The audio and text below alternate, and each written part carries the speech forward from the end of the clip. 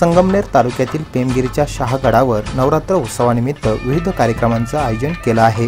पेमादेवीच्या मंदिरात दर्शनासाठी भाविकांनी एकच गर्दी केली। वन विभागाच्या सहकार्यातून पेमगिरीच्या किल्ला संवर्धनासाठी 92 लाख रुपयाचा निधी मंजूर झालाय।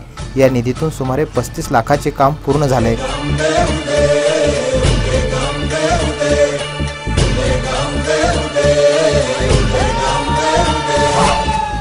किल्ल्यावर सौर ऊर्जा दिवे, पर्यटकांना बसण्यासाठी सुविधा, गडावर जाण्यासाठी अवघड ठिकाणी जिने बसवण्यात आलेत। संगमनेर तालुक्यातील सर्वात उंचावरती बसलेली देवी म्हणून पेमादेवीकडे पाहिलं जातं। ही देवी नवसाला पावणारी आहे।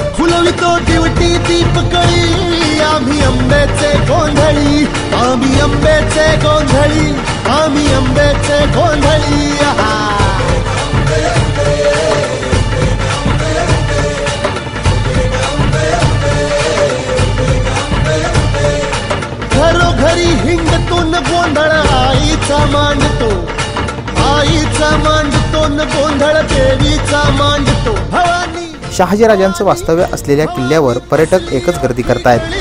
आम्ही अंबेचे गोंधळी, अंबेचे गोंधळी, आम्ही अंबेचे गोंधळी।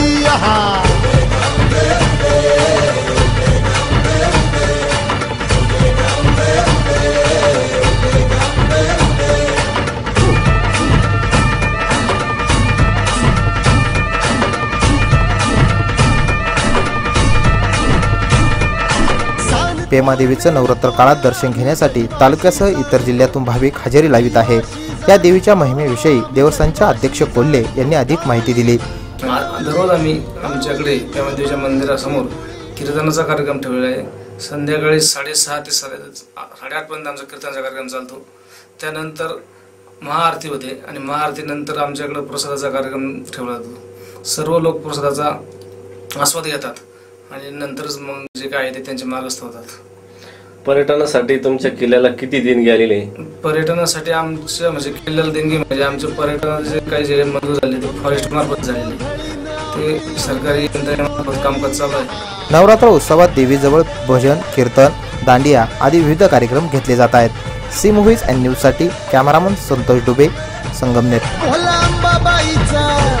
रेणुका देवीचा, एकविराईचा, यादी मायेचा, जगदंबेचा, महालक्ष्मीचा, सप्तशृंगीचा, काळूबाईचा, तुळजा भवानी आईचा, कोलांबाबाईचा।